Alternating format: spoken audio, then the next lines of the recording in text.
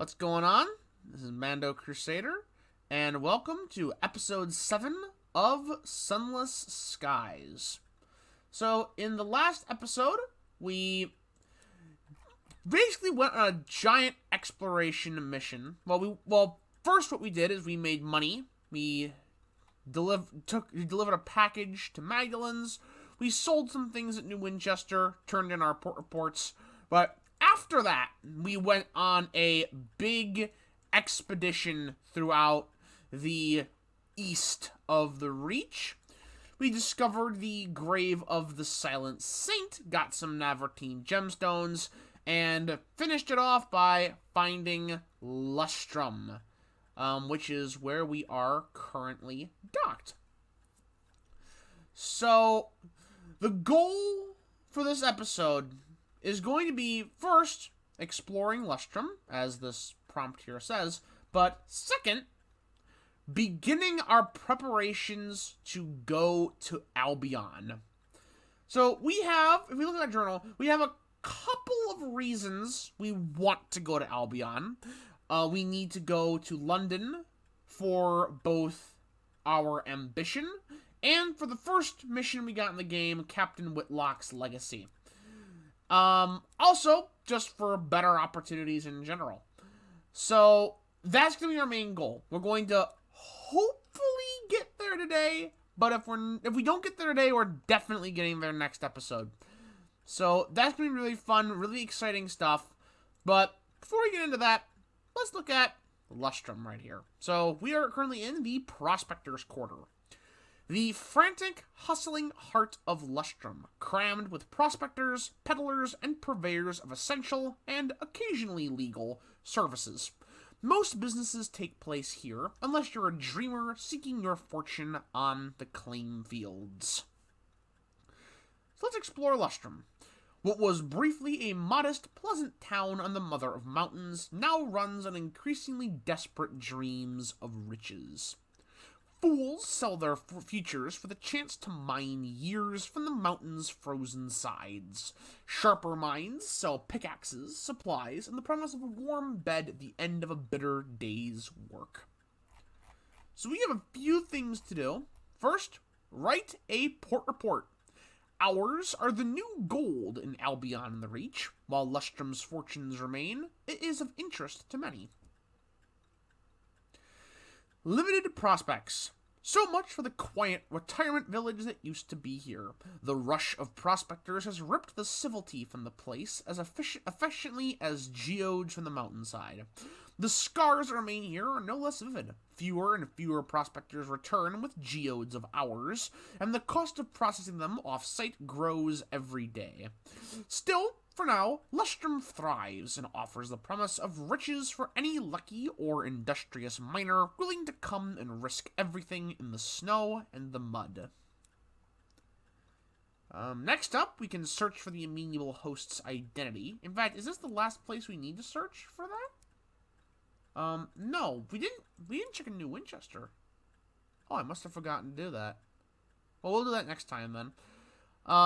Search for the amenable host's identity. Successful prospectors tend to leave their mark on the mountain. People remember those who are able to leave flush with ours. The locket is passed around the camps of prospectors. Most scratch their heads, others sigh and look away. An elderly prospector approaches, carrying her hat in her hands.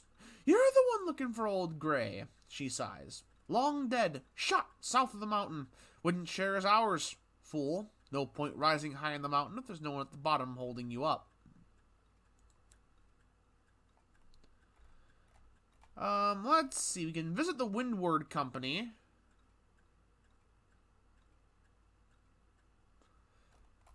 We could visit the tea shop. Just explore. Or visit the Hanged Man pub. Let's explore a little bit. This port started as an enclave of well-off Londoners hoping to absorb the youthful energy of the mountain. Then the prospectors arrived. A tale of two ports. Your boots crunch through the snow, clean and bright, lacking the lingering sadness of London's ammonia-suffused lacquer. It makes sense in the lore. The townspeople nod politely to you, a distinguished visitor, but avert their eyes from the grizzled prospectors and get-rich-quick merchants who have taken over their slice of civilization on the mountain. They wait impatiently for the day when the mountain has nothing more to offer and the uncouth invaders finally leave, hoping that something still remains when all the value has finally been plundered. Let's visit the Hanged Man Pub. An embossed plaque under the hastily painted sign reveals this miner's pub to have once been the Empress's Lustrum guest house. Its once fine mahogany tables and chairs are now little but sawdust on the floor and a lingering smell in the fireplace. Irritable miners jockey for space by the insufficient fireplaces. They pay for the overpriced drinks with their dwindling coins or lowest quality hours. A few fortunes bear the mark of minor success. The baby-soft hands that come from regularly handling unseasoned hours. Let's see. Oh, here we go. We can recruit the Rat Brigade. Oi, down here. 3 rats glowered up at you from below a table, where spilt beer has trickled down from a rat-reachable puddle. A new beginning. The smallest, most scarred rat is called Cinders. She introduces her companions. This, she indicates the rat wearing goggles, is my second, Petronella, our mechanic. She gestures toward a rat with glossy fur. And this is our agent provocateur, Albrecht. The rat inclines his head. We need a locomotive. These battle-hardened rats are all that remain of the Rat Regiment, a mercenary company active in the early days of the Winchester War. Used to be a dozen of us, the best sappers around, says Cinders. Now look at us, whispers Tritch. Time for that later. We'll pay, comrade. Alright, so we now have a second option for chief engineer. I think we'll stick with the Incautious Driver for now. We can buy a round of drinks, approach the figure in the corner, speak with a wary prospector to get a claim, but we kind of need our money for going to Albion. But we will approach the figure in the corner. It sits wrapped in a dusty, disintegrating showl, nursing a flagon that never goes where its lips presumably are. Oh, Mr. Pennies. The cloaked figure beckons to you. Valuables for sale, it wheezes, its voice throaty and high-pitched. Exchange for buried time, yes? Please? It offers unusual relics in exchange, or a few rusted coins that would barely buy transport to anywhere else. Talk to Mr. Pennies. The miners try to ignore it, but it must have some reason to bother setting up its stall here. The importance of a second. Everything ends, the figure wheezes. Even law. For everything a reckoning. Need help. Need hours. Postpone reckoning. Shadows with thistle ropes and broken wings. Waiting on riverbank to catch final breath. Everything dies. Must outlast. We trade, yes? Trade hours? We trade hours now, yes? Good quality merchandise. Well, we have no hours to trade, so we're just going to walk away from that. Let's see. Is there something else? Ah, yes, the tea house and the Windward Company. Visit the Golden Tea Shop. Some come for the fine teas, others for the carefully prepared manila folders underneath the counter. All agree that the scones are divine. I don't think we need to be there yet. Do we need to go to the Windward Company? We do not. Okay. There is another thing here. Sweet Jane's Counting House. A little accountancy firm snuggled in the snowy drifts. Sweet Jane oversees everything herself. The transference of funds, the balancing of probabilities, the transport of commodities, the termination of contracts. She is huddled behind her desk, swaddled in a monstrously ugly red scarf. While she fiddles with her abacus with one gloved hand, she heats the other over a little coal fire. Her one good eye focuses on you. She smiles. Now this is really important, because this is the opposite of the chairman's offer in Port Prosper. So if you remember, a couple episodes ago, we could have received an offer to hunt Tackety engines in order to get money from the chairman in Port Prosper. This is the tackety version of that, where we can hunt stovepipe engines. So we're going to take this. She limps to the window. Snow batters the window pane. The shadow of the mountain is all but lost in the blizzard. The lantern light means the offices of the Windward Company are just about visible. I was raised by the company. Chickens are faster workers, you understand. Children are faster workers, you understand. Not chickens. Her fingers drum on the windowsill. Such a waste. Where they see men, they see labor. Where they see time, they see change with which to bind us. But where they see death in the skies, I see victory. She smiles. He turns to you and smiles. Bring me nameplates torn from London ships. I will see you adequately compensated. We will accept her offer. You will hunt London locomotives and bring their nameplates to Sweet Jane. She reaches out and touches your hand, just for a moment. Hers is ice cold. Thank you. Alright, well, there's one more thing we need to do here before we leave. We don't need to go to the claim fields. That's something we don't need to do right now. We need to go to Sweet Jane's trading post, buy supplies, but also 2 barrel of unseasoned hours. This will pay our way to Albion. It's 200, but that is what we need in order to activate the transit relay. So, with that said, it is, well, it's time to depart. We're going to head back to New Winchester via this way. Try to find a couple of the other ports that I know are out here. And, yeah, I'll see you when I find something interesting.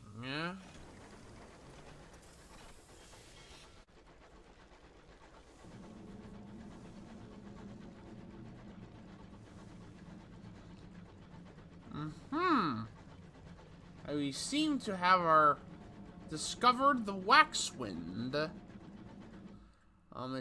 This is our first encounter with the winds of the skies.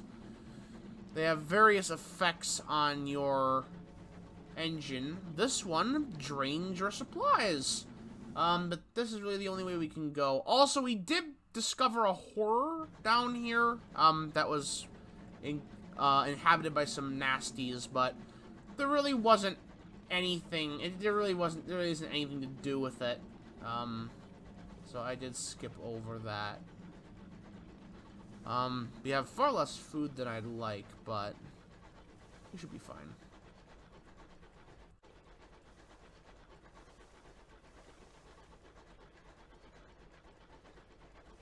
Ah, another signal box.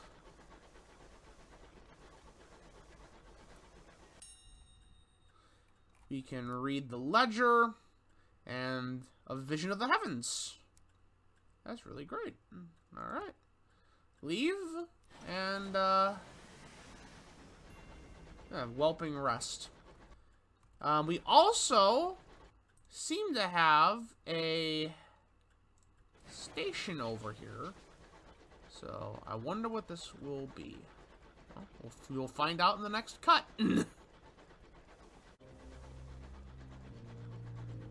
Alright.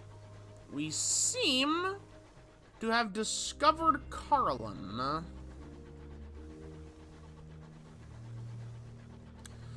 This is, it's gonna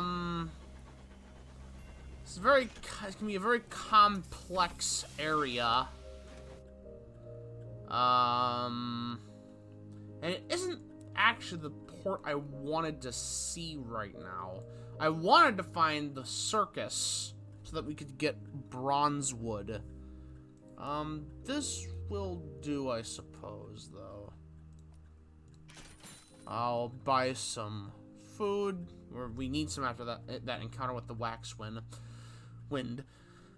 Carillon Centre. This peaceful Carmine institution was founded by devils from London and dedicated to the betterment of the soul. Bothridge's A Tour of Heaven describes it as a cross between a spa, a sanatorium, and purgatory. She commends its bracing errors. Enter Carillon's Foyer. Gray stone, the color of a monastery. Attending devils and devilisses dressed in uniform, and an incoming parade of the sick, the friendless, the dying, and those who think their lives would be better if only they were something else. This is Carillon, where souls are refined into something more impressive. Write a port report. The penitents come from all corners of the high wilderness. Someone will want to hear of their comings and goings. You take notes on a pilgrim's journey through Carillon. The first port of call is the beehive-shaped office in the center, or, more accurately, the long queue heading into it. From there, the infernal attendants direct them to one of Carillon's 7 gardens to undergo penances. They certainly look penitent by the time they emerge. Presumably, their souls are much improved. Not that you can tell. We're going to go and speak to the presiding deviless. She is an artisan of souls. Perhaps she can do something with yours. Perhaps she'll just offer you advice. Led between the wickerworks. The presiding deviless works in an office shaped like a beehive, a stone and wickerwork building that stands all alone in the middle of Carillon's central courtyard. She conducts intake interviews with new patients, one by one. After a long time in line, you reach her at last. Greetings, comrade. How may we stretch, strain, purify, and strengthen you now you've come to Carillon?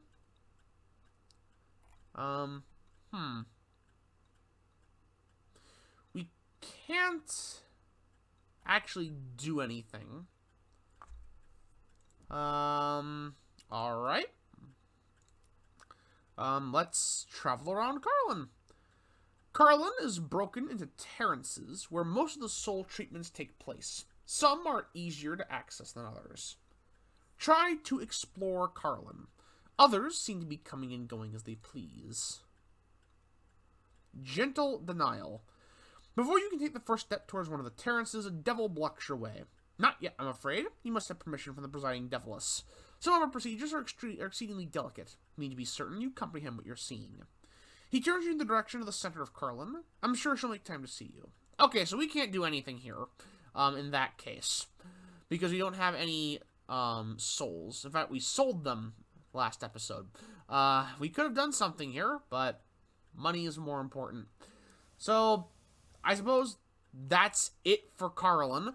I'm going to take a quick detour up here, see if I can find the circus, and if not, I'm going to go back to New Winchester, and then back down to Port Prosper, and into Albion.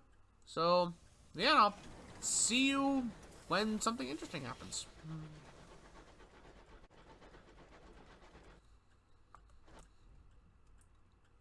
Oh! A stowaway. Something is amiss. Things are out of place. An unexplained cracker crumbs the pantry floor. The chief engineer's favorite wrench hung on the wrong hook. Several empty pages torn from the back of your logbook. The crew protest their innocence and contribute their own stories. Vanished shoelaces, doors left open, oily footprints in the doorframe. You have a stowaway.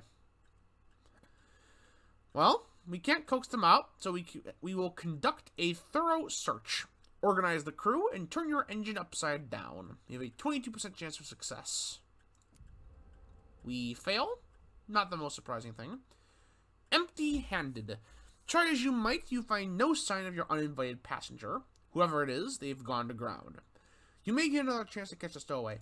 I actually forgot about that event. That will get us another officer. So, hopefully that happens sooner rather than later. Yeah. Anyway, back to the exploration. Aha! Aha! We found it! The circus! Ah, we were so close to it previously. Just a little bit to the south, and we would have discovered this a while ago. At least we're discovering it now, and this will allow us to complete that clock tower in Port Prosper. Come on, where's the big name? I want that experience.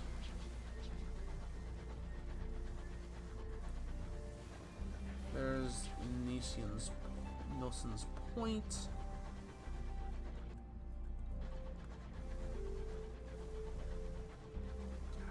I just need to find that. I just need to find the sweet spot where the name pops up. And then we can level up. There we go. Alright, let's level up before we do anything here. Let's take a facet. What do we have to choose from? An interlude in red and gold, steam and soot, august avenues, a scandal, or smoggy streets. Let's do smoggy streets. You spent much of your youth in the hard end of London, where the glass lamps are scarce, the prospects bleak, and the people as flinty as the cobbles. How did you like it there? You were at home. The smog painted your lungs black, your knuckles were scarred, but it was honest, there were diamonds in the dirt. Or you despised it, only your dreams of something better kept you going. As soon as you saw an opportunity to make a new life for yourself, you jumped at it. You haven't looked back. No, we were at home. They were our people. Alright. Alright, so we're at the circus. First things first. 1 bronze wood. That's absolutely necessary. Alright. Now, Jervaise's Rest. A traveling circus has settled here, too afraid to go further and too afraid to turn back. Its clanking, gaudy locomotive scavenges such audiences as can be seen from nearby homesteads and delivers them for an evening of shabby, desperate big-top magic. We can recruit the amiable Vagabond. You find him waiting serenely at Jervaise's Rest, clay pipe clamped between his teeth. He claims to be an expert in snake wrangling, thimble twisting, and stick swinging. He professes to be a psychologist, mythologist, and escapologist. He boasts he can tell you stories that'll haunt you until you die, and play tunes that'll make stones dance. If all that fails to entice you, he supposes he could turn his hand to signaling. Recruit the amiable Vagabond. He couldn't care less for your sovereigns. He wants to swap stories. And we do happen to have 2 sky stories, so we're going to recruit him. The Vagabond boards. When you accept him aboard, he pulls a grimy bottle of something opaque and unidentifiable from his inner coat pocket and takes a long, celebratory swig. I hope you're not having second thoughts already, he says, and roars with laughter. He has no luggage to speak of, just the bindle over his shoulder and a fiddle in a battered leather case. Once he has slung both into his bed, he heads to the galley and starts performing card tricks and telling ribald jokes at the crew. Most find him charming. Several make their apologies and abscond. Let's see, we can go to Mr. Menagerie, but we don't want to. We want to keep him right where we know where he is. The Inconceivable Circus, the greatest show. That's what the adverts promise. The reality is not impressive. Aside from the big top that dominates the circus, the place is shabby, poorly maintained, and even more poorly attended. Bored-looking circus folk run rotting booths. The clowns, painted-on smiles, are no match for the deep-set misery behind the grease paint. Even the calliope music, playing on a run-down piano, is more grimly resolute than cheery. Write a port report. This doesn't seem to be a location of tactical importance. Even so, there may be interest in who attends. The big top looms dramatically in the fog of the Reach, but is not nearly as imposing as the massive obelisk floating nearby. Some enterprising soul has hung bunting between it and the big top. As for the circus itself, outside the performers, it is practically deserted. You may be the first new face in the audience in quite a while. Well, I suppose you could purchase tickets, but... no, we're already running low on sovereigns as it is. And remember, we need 800 to buy our way into the transit permit for Albion. So, we need to save our money. Before we go, let's take a chat with our 2 new officers. First, the Rat Brigade. Actually, never mind. We can't do anything with the Rat Brigade because we have a Savage Secret. But we can do that at New Winchester.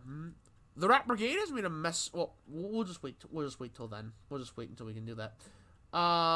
This we can't just do that though. The Amiable Vagabond. He can usually be found in good spirits and good company, gambling, laughing, playing a tune. Failing that, he'll be deep in conversation with some cornered crew member or other, quizzing them about their personal history with every sign of sincere interest. If left alone, he grows restless. He sleeps late and rises early, eager to be among the crew once more. We can talk to him when we gain another Sky story, so we need to remember that. Right. We are going to head back to New Winchester. Turn in our reports. Get some more money. And then it's off to Albion. So, yeah, I'll see you back in New Winchester. Unless something else pops up. And here we are. Back in New Winchester. So, we don't have a lot of business here. If the hold will pop up. We do need to sell our curator's egg and stow away our cask of gemstones. They do fetch a very pretty penny, but we're going to need them for later. We also need to turn in our port reports. And explore the city. Remember to actually look for the, that one guy. Sell our curator's egg. Explore the city. Search for the Amiable host's identity. A titan of industry. Those are rare outside of Albion. The initial search is fruitless. People giggle at the antiquated fashion on display in the daguerreotype, the tilt of the jaw, the unfortunate arrangement of hair. But the proprietor of the round table seems to recognize the face. Oh yes, right sod he was. She holds the locket up to catch the falling starlight through a window. Wanted to open a factory here a few years back. Something went wrong, and there was a workers' revolt. Not been seen since. Alright. Oh, an opportunity. Respond to a distress call. A group of concerned Tackities are looking for a skyfaring captain to assist them in retrieving a missing friend. Captain! A broad-shouldered Tackity speaks for the group. A friend of ours, there are protests. An acquaintance of ours has sent a message from Hybris. She needs transport back to New Winchester. He pauses for breath. Would you mind picking her up if you happen to go out that way? She's a filmmaker, goes by Madam?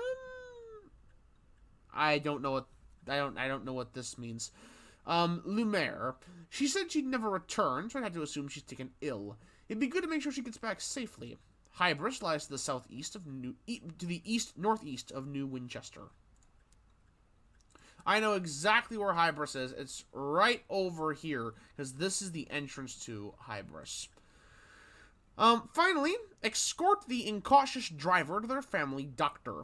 A silver plaque on the door bearing only a name indicates this as the address of New Winchester's most exclusive practice. An immediate appointment. While the doctor conducts her examination, the driver asks you to update their old records with their current employment. You take a moment's pleasure in the driver's ridiculous middle name and pass over the field on gender, straightforwardly crossed out. Their address was last an eyebrow-raisingly prestigious New Winchester townhouse. You amend it to the name of your locomotive. Ah, the doctor says, peering into the driver's ear. A case of verdancy, a fungal colonization of the brain, not uncommon in their reach. You've noticed uncharacteristic impulses, changes in behavior? She eyes the driver's skysuit and scars. The driver nods. Yes, the spores root deeply in the brain. Attempts to extract them have had less than satisfactory results. I'm afraid the best prescription is to entertain them. Take them where they want to go, see the things they want to see. Typically, a little travel does the job. They'll soon lose interest. Oh, well, that's mildly concerning, I must say. Yeah, that's a little weird. Not gonna lie. Right. So we want to put that in the bank. Restock our fuel and supplies. Let's take a look at the bazaar, see what trade prospects there are. Literacy for traders wood. The Winchester windows. We don't have any of these things, so we're not going to take either of those prospects. Let's speak to the Incautious Driver. Converse with the Incautious Driver. They've only been more restless since their appointment. A communion with the Verdancy. The Incautious Driver paces back and forth, clicking their tongue. It must have been the crash in the nature reserve. My father sent me there to take up a nice quiet job. I always did love botany. But when they pulled me from the wreckage, I had new dreams to follow. I thought they were mine. Now, how can I be sure? A new resolve washes over their face, and they turn back, eyes sharp and sparkling with a flicker of emerald. Either way, I know where I have to go. Old Tom's Well. Give me the wheel, Captain. I have an appointment to keep. The well lies to the northeast of New Winchester. Yep. That is right up there. That's right over there. Also, no, we can't do that yet. Right. One final thing to do before we head down to Port Prosper is turn in our port reports. Just up here. Here we are. We also need to get a Savage Secret from Victory Hall. Deliver our port reports, gain 300 sovereigns, trade favor for a Savage Secret, and now we can talk to the Rat Brigade. The Rat Brigade has made a mess of your galley. Straw, bits of blanket, and patches from damaged uniforms have been gathered into a makeshift nest. In contrast, tiny notebooks, battered derringers, and hip flasks that are not as small as you might expect are stored with care, stacked in a corner away from prying hands. And talk to the Rat Brigade. Why exactly do they need a locomotive? Perhaps sharing a confidence of your own will encourage candor. Missing numbers. Cinders lights a cigar. Our Sarge kicked the bucket in the blockade, but the night before, he told each of us he'd left us something in a vault. Old sod must have been loaded. Thing is, we need his account number to get it. He gave part of it to each of us, so there'd be no thieving. Hence our predicament. The last mission, our lieutenant sold us out. Half the squad died, the rest scattered. We took the numbers off the dead, but we need to find the survivors of the company. Between us, we have the number. And we still have to find the vault. Cinders grinds her yellow teeth in frustration. Sarge kept some stuff at Carillon. Doubt it's the vault, there might be a clue. She cocks her head. 50 sovereigns for a trip to Carillon, then? Well, we were just there. Let's see. Ask Albert about Sarge. They're on a quest because of his bequest. What was he like? How did he die? The past unburied. Albert is polishing his claws. Sarge casts a long shadow. He assembled us at the start of the Winchester War. The best fighting rats who came through the avid horizon. He made us a unit. He adjusts his whiskers. But we had no respect. We were expendable. To get better contracts, we had to be respectable. So we found a rodent of officer class to lead us. Part hamster, I think. He sighs. And that's where it all went wrong. He lapses into silence and will say no more. Right. So, we have everything we need to get to Port Prosper. However, this episode is getting a little bit too long, so I'm going to cut it here.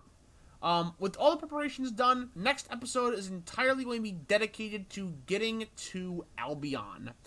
So that will be really fun. I hope you all stick around for that. In the meantime, like, subscribe, comment, any other games you'd like me to play. all of that really helps the channel out. And yeah, that's about it. See ya.